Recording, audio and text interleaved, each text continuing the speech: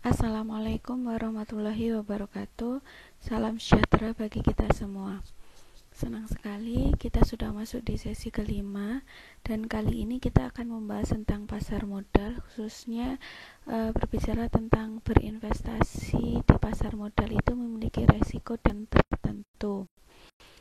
Pasar modal merupakan bertemunya permintaan dan penawaran antara pembeli dan penjual. Siapa yang menjadi pembeli dan siapa yang menjadi penjual, mereka adalah pihak-pihak yang membutuhkan dana dan yang kelebihan dana, di mana tentu saja berdasarkan pengertian ini, pasar modal berfungsi sebagai penghubung antara yang memerlukan dana dan yang memiliki kelebihan dana. Nah, penghubung ini memfasilitasi keduanya agar dapat mencukupi kebutuhannya masing-masing. Yang satu butuh dana, yang satu kelebihan dana dan ingin berinvestasi, di mana investasi mereka dapat diarahkan kepada produk pasar modal, diantaranya adalah obligasi dan saham. Maka dalam bab ini kita akan membahas tentang obligasi dan saham itu sendiri, yang nantinya di dalamnya juga akan dibahas tentang resiko dan return di dalam berinvestasi berupa obligasi dan saham.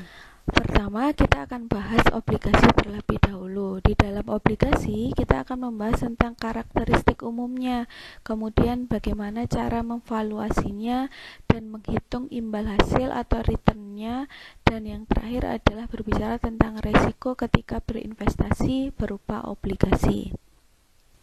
Karakteristik umum obligasi dibagi menjadi beberapa hal. Yang pertama adalah definisi dari obligasi itu sendiri. Obligasi merupakan suatu kontrak jangka panjang di mana pihak peminjam setuju untuk melakukan pembayaran bunga dan pokok pinjaman pada tanggal tertentu terhadap pemegang obligasi tersebut. Jadi misalnya saya adalah sebuah perusahaan yang membutuhkan dana, maka perusahaan saya menerbitkan obligasi. Ya, obligasi ini sebenarnya adalah surat utang atau surat utang jangka panjang. Ya, setelah perusahaan saya menerbitkan surat utang jangka panjang ini karena membutuhkan dana, singkat cerita laku dibeli oleh investor. Investor ini membeli obligasi perusahaan saya. Maka yang memegang obligasi saya adalah investor tersebut, dan di dalam pelunasannya saya harus membayarkan sejumlah bunga kepada investor dan jumlah pokoknya. Ya, saya ulang.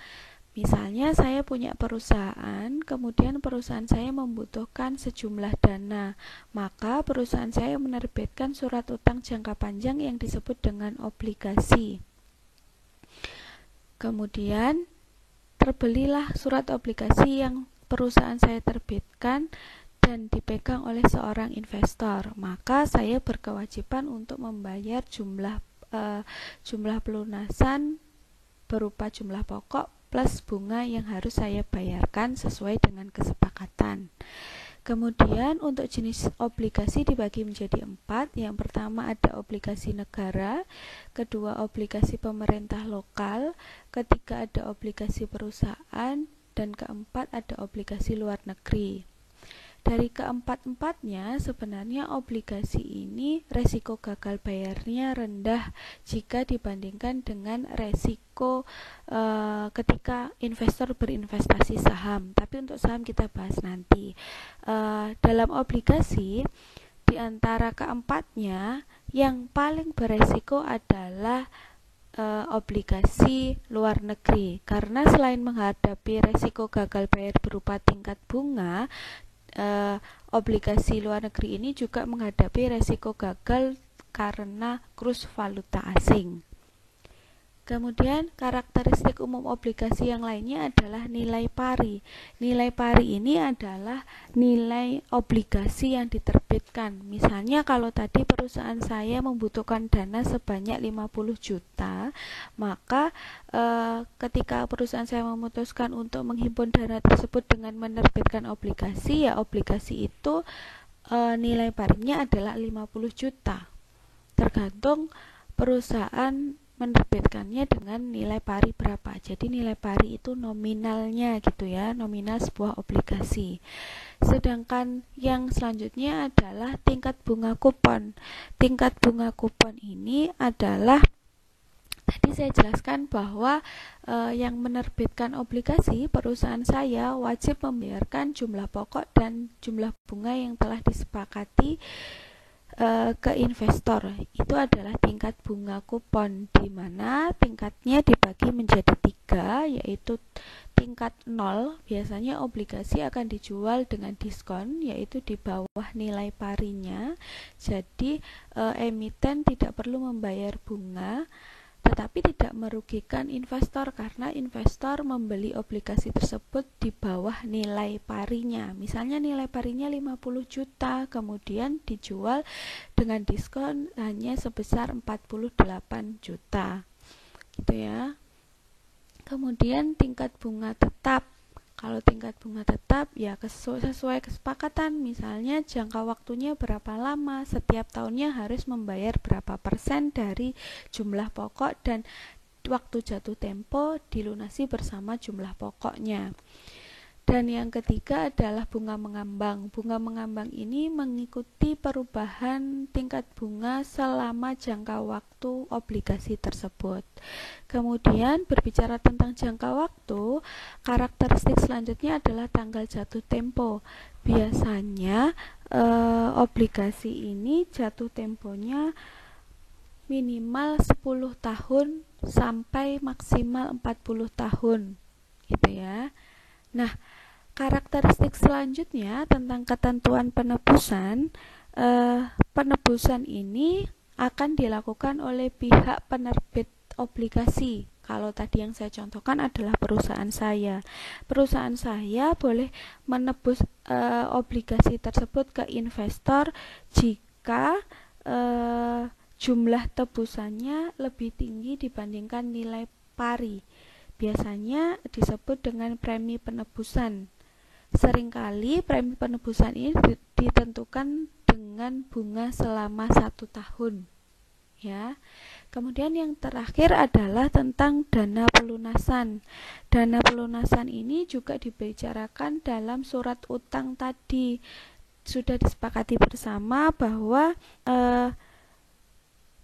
satu ketentuan kontrak suatu obligasi yang meminta emiten melunasi sebagian emisi obligasinya setiap tahunnya yang dikelola oleh pihak lain.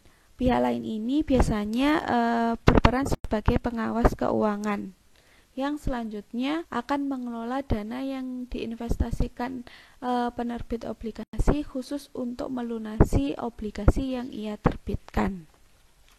Itu ya, untuk karakteristik umum obligasi. Selanjutnya yang akan kita bahas adalah tentang bagaimana memvaluasi obligasi tersebut, yang tadi saya terangkan terdiri dari 3 tingkat bunga. Maka valuasi obligasi dibagi menjadi 3, yaitu untuk bunga 0 dan untuk bunga tetap serta bunga mengambang. Untuk bunga 0 obligasinya cukup divaluasi dengan diskon tadi yang dijual di bawah nilai parinya. Sedangkan untuk bunga tetap menggunakan rumus sebagai berikut. Ya, valuasi obligasi rumusnya yang tampil di video ini. Nanti silahkan dilihat contoh soal dan jawabannya di lampiran soal nomor 2. Nomor 1 dan 2 gitu ya. Selanjutnya, valuasi obligasi mengambang itu tidak saya bahas. Kenapa? Karena jarang sekali terjadi ada obligasi yang menyepakati bunga yang didapatkan mengambang.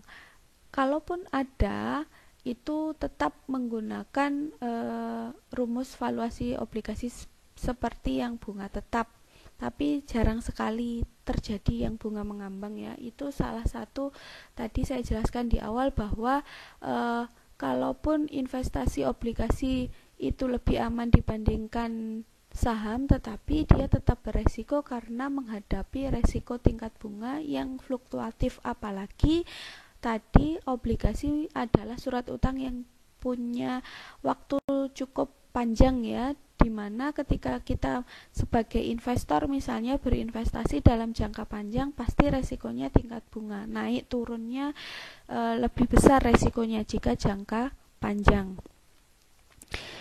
Jangan lupa untuk yang valuasi obligasi, lihat di lampiran soal nomor 1 dan nomor 2.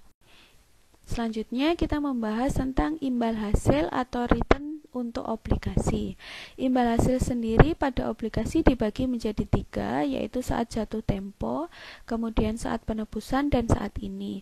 Untuk saat jatuh tempo, perhitungannya kalau yang tadi ditambahkan yang paling akhir ya, untuk yang valuasi yang paling akhir tadi ditambahkan M per 1 plus RD pangkat N, ini ditambahkan INT-nya, jumlah INT-nya bukan M-nya gitu ya.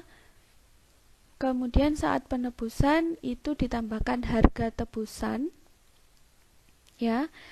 Saya ulang, untuk yang saat jatuh tempo itu sama dengan valuasi obligasi yang bunga tetap tadi, tetapi tidak ditambahkan M ya.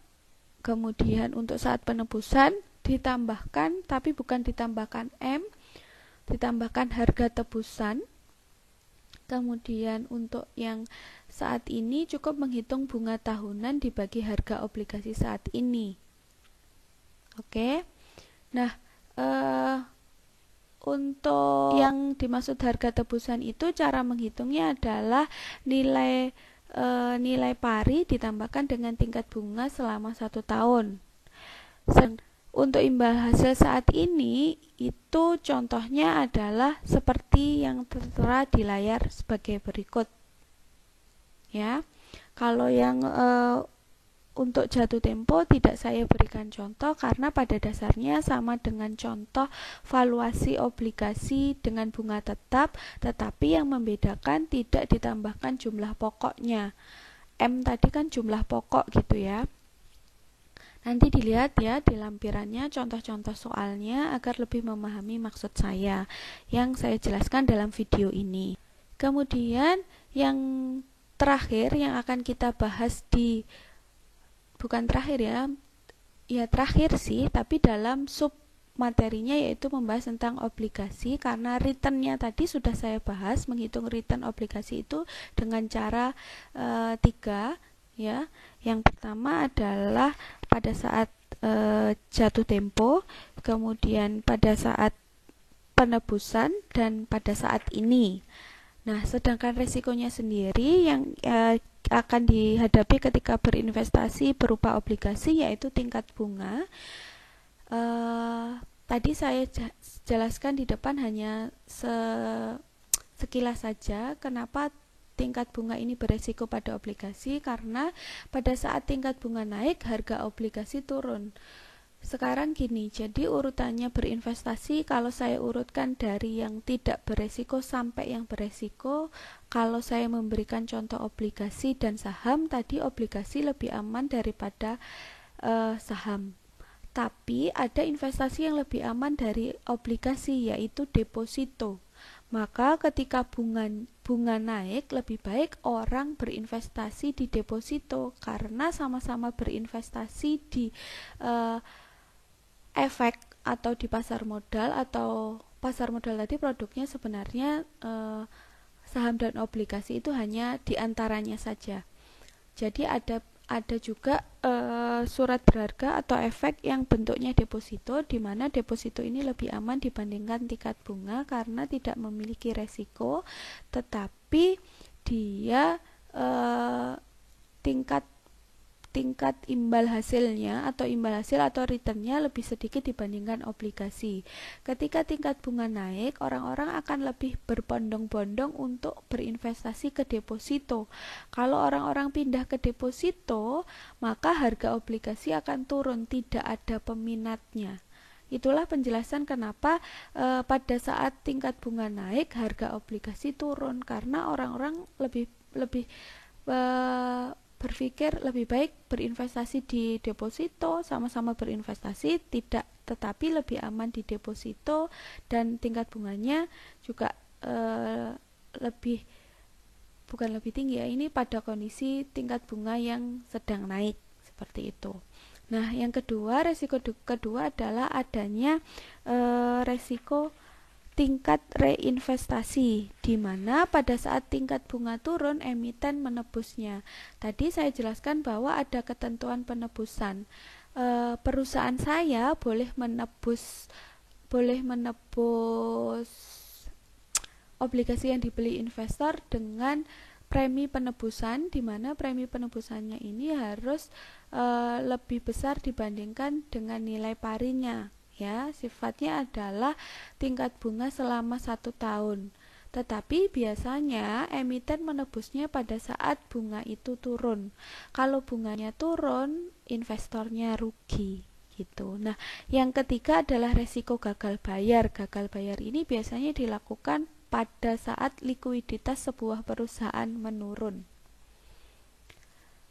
Pemerintah juga menghadapi risiko gagal bayar ini loh, walaupun dia adalah obligasi pemerintah, karena pada dasarnya tingkat bunga ini dihadapi oleh pihak manapun dan seaman apapun pasti punya resiko atas tingkat bunga. Apalagi tadi kalau misalnya obligasinya luar negeri, akan berhadapan dengan resiko, selain resiko tingkat bunga juga menghadapi resiko kurs valuta asing. Maka dengan ini selesai tentang resiko dan return obligasi. Ya, selanjutnya kita akan membahas tentang saham. Dalam saham ini kita akan membahas tentang definisi, jenis-jenis, kemudian resiko, valuasi, dan imbal hasil atau return.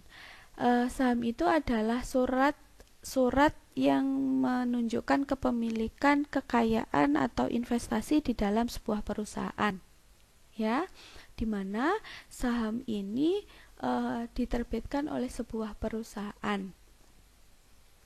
untuk menghimpun dana juga. Kalau tadi bentuknya utang, kalau ini bentuknya saham, gitu ya. Nah, saham sendiri dibagi menjadi 2 secara garis besar, yaitu tentang saham biasa dan saham preferen. Saham biasa ini dan saham preferen ini pengertiannya dapat menjelaskan juga sekaligus resiko-resiko yang dihadapi ketika investor memiliki saham biasa atau saham preferen. Sekarang saya bahas dulu, saham biasa itu bisa dimiliki semua kalangan dan mempunyai hak suara untuk memilih dewan direksi yang ada di perusahaan. Tetapi catatannya, pemilik saham ini harus tercatat di RUPS. Karena kalau kalian misalnya sebagai investor ya, biasanya semua kalangan ini, tadi saya jelaskan semua kalangan ini adalah membeli saham biasa ini. Karena untuk kalangan tertentu itu biasanya kalangan tertentu ini lebih memilih saham preferen gitu ya. Nanti kita jelaskan saham preferen ya. Saham biasa, sekali lagi, saham biasa ini adalah saham yang bisa dimiliki semua kalangan, kemudian mempunyai hak suara untuk memilih dewan direksi, tetapi dia dalam pembagian dividen tidak menjadi prioritas.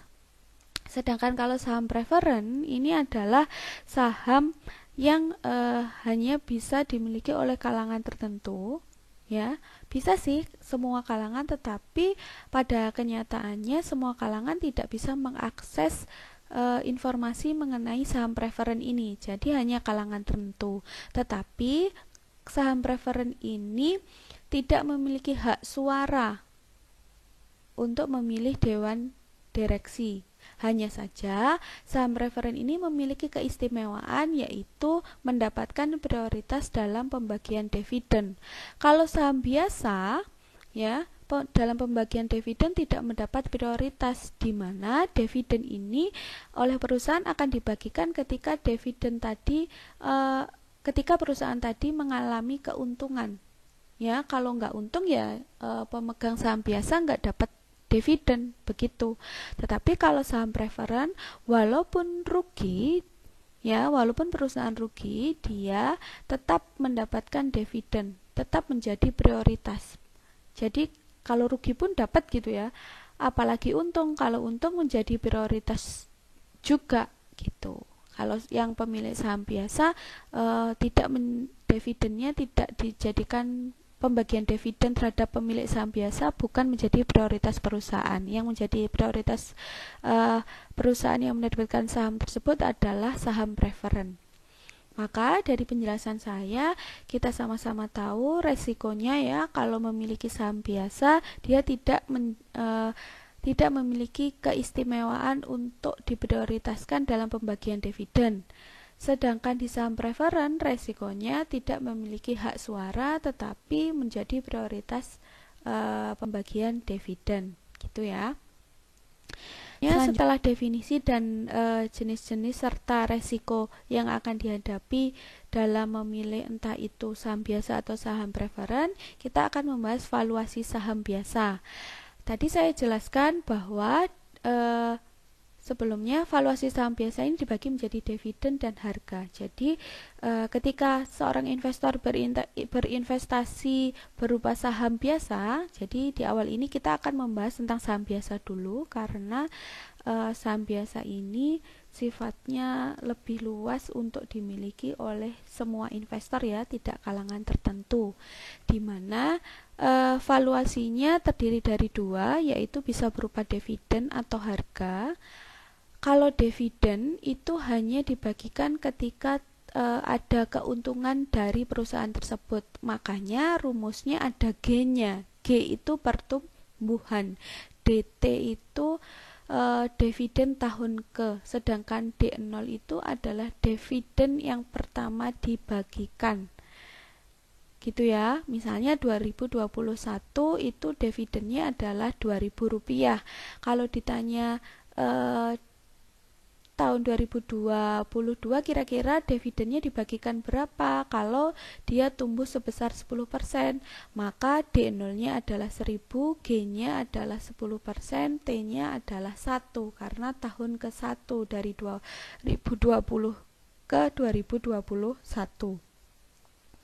Selanjutnya, valuasinya juga bisa berupa harga. Kenapa? Karena ketika berinvestasi di saham, investor selain mendapat keuntungan berupa dividen, di mana ingat dividen tadi hanya akan dibagikan ketika perusahaan mengalami keuntungan. Makanya di rumusnya ditambahkan G. G itu pertumbuhan. Itu artinya keuntungan ini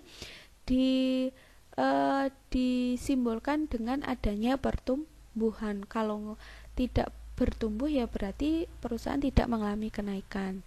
Sedangkan harga itu adalah ketika investor membeli saham dengan harga 1000, kalau harganya di atas 1000 ya akan dia jual. Tetapi kalau harganya turun kurang dari 1000 ya tidak akan dia jual, atau sebaliknya dia akan membeli lagi dan mengambil untung dari selisihnya. Makanya untuk valuasi saham berupa harga itu ada beberapa rumus. Yang pertama adalah secara universal ketika bisa jadi dividen yang dibagikan ya. Jadi ngitung harga saham atau nilai dari sebuah saham itu rumusnya yang pertama adalah yang berwarna hitam, yaitu sigma ya. Harga atau nilai saham itu simbolnya adalah P. Yang pertama, yang warna hitam ini adalah secara universal ketika dividennya bisa jadi naik turun atau tingkat bunganya naik turun, makanya simbolnya tidak terhingga. Ini secara universal. Tetapi ketika kita ditanyakan tentang harga atau nilai saham dengan pertumbuhan konstan, itu artinya dividennya tetap, kemudian RS-nya juga tetap, maka rumusnya adalah yang merah. Kemudian yang ketiga, ketika pertumbuhannya non konstan atau dia sifatnya setelah konstan kemudian mengalami penurunan, misalnya awalnya dividennya jumlahnya 3 tahun berturut-turut itu sama, dan RS-nya atau tingkat pengembalian yang diminta itu juga sama, tetapi di tahun keempat berubah, itu yang disebut dengan pertumbuhan non konstan dengan rumus yang warna hijau. Sedangkan untuk yang warna biru itu ketika dividennya tidak mengalami pertumbuhan. Saya ulang ya, untuk menentukan valuasi saham biasa itu bisa dilihat dari dua hal, yaitu dari pembagian dividen dan harga. Karena berinvestasi di saham itu investor mendapat keuntungan berupa dividen dan dari selisih harga. Kalau dividen itu dikatakan bertumbuh, maka baru bisa dihitung ya. Pertumbuhan itu simbolnya adalah G, T itu waktu gitu ya. Nanti silahkan dilihat contohnya saja. Kemudian untuk harga, valuasi harga karena kalau lebih tinggi dari waktu dia beli ya dia jual, kalau lebih rendah ya dia tidak jual atau bahkan dia membeli lagi. Bagaimana cara menghitung harga tersebut dari dividen yang diterima? Itu adalah dengan 4 rumus ini. Yang pertama secara universal ya, yang warna hitam. Biasanya dividennya bervariasi jumlahnya atau tingkat bunganya yang bervariasi, tapi jarang ya, sekali lagi yang sering adalah dividennya yang bervariasi. Kemudian yang kedua adalah ketika dividennya jumlahnya sama, jadi pertumbuhannya konstan. Sedangkan untuk yang warna hijau, rumus yang ketiga ini, itu dividennya pertumbuhannya tidak konstan, jadi bisa naik turun. Bukan naik turun ya, jadi bisa turun gitu ya. Kemudian yang keempat itu adalah harga atau nilai saham yang ditentukan dengan tidak ada pertumbuhan. Nanti di lampirannya soalnya contohnya ada di nomor 3, 4, 5, 6, dan 7. Itu untuk valuasi saham. Selanjutnya untuk yang terakhir belum terakhir sih ya, karena nanti ada resiko saham juga, di mana resiko saham sudah saya bahas ya, berarti ini yang terakhir untuk pembahasan saham. Nah, untuk yang terakhir ini bagaimana menghitung return saham. Return itu sama saja dengan tingkat pengembalian yang diharapkan, di mana tingkat pengembalian yang diharapkan ini simbolnya adalah RS topi dan dapat dihitung dari dividen dibagi harga ditambahkan dengan pertumbuhan. Itu ya. Nanti dilihat di contoh soalnya, lampiran itu soal nomor 8. Ya, selanjutnya dari tadi kita membahas tentang saham biasa. Yang terakhir, benar-benar terakhir, belum terakhir sih, masih ada satu lagi penjelasan saya tentang saham preferen. Saham preferen itu kita akan menghitung yang namanya tingkat pengembalian yang diharapkan dan harga atau nilai saham preferen. Kalau harga atau nilai saham preferen saham biasa tadi simbolnya adalah P. Kalau yang di saham preferen ini adalah VP ya. VP sama dengan nilai dividen preferen dibagi dengan tingkat pengembalian yang diminta di saham preferen tersebut. Sedangkan untuk menghitung tingkat pengembalian yang diharapkan sama dengan dari dividen preferen dibagi dengan harga harga atau nilai saham preferen tersebut. Jadi RP biasa yang tidak ada topinya itu adalah tingkat pengembalian yang diminta, sedangkan RP yang ada topinya itu adalah tingkat pengembalian yang diharapkan. Nanti untuk lebih jelasnya kalian harus mencermati contoh soal dan jawabannya di lampiran yang saya lampirkan dalam forum ini. Selanjutnya, yang dapat kita simpulkan sebagai seorang investor, mana yang lebih dipilih, obligasi atau saham? Ini akan mendapatkan dua jawaban, di mana kalau kalian termasuk investor yang menyukai resiko, maka kalian akan memilih saham. Karena saham lebih beresiko dibandingkan dengan obligasi. Dan sebaliknya, ketika kalian adalah investor yang tidak begitu menyukai resiko, kalian akan memilih obligasi dibandingkan saham. Jika yang dibandingkan hanya dua surat berharga ini, yaitu obligasi dan saham. Kenapa? Karena yang perlu diingat, resiko itu selalu berbanding lurus dengan tingkat pengembalian. Yang suka beresiko itu artinya suka return yang tinggi, tetapi kalau yang tidak suka resiko itu artinya menyukai return yang ya tidak seberapa gitu ya. Karena setiap orang punya sudut pandang sendiri. Itu sebagai investor. Kalau sebagai emiten yang menerbitkannya, mana yang lebih aman diterbitkan, obligasi atau saham? Ya, ini juga ada dua hal. Kalau mau yang tidak begitu beresiko, justru akan memilih saham. Karena saham tadi sifatnya tidak jangka panjang. Jadi resiko-resiko yang dihadapi tidak terlalu lama dan tidak terlalu signifikan perubahan tingkat bunganya. Karena tidak bisa dipungkiri, saham juga dipengaruhi oleh yang namanya resiko tingkat bunga yang harus dihadapi. Gitu ya. Karena kalau misalnya tingkat bunganya tinggi, ya lebih baik lebih berinvestasi di obligasi karena saham lebih beresiko. Dan begitu sebaliknya. Mudah-mudahan penjelasan saya di sesi 5 ini cukup jelas dan bermanfaat. Jika ada pertanyaan, tolong sampaikan di forum, jadi bisa saya bantu jawab. Insya Allah saya akan jawab maksimal.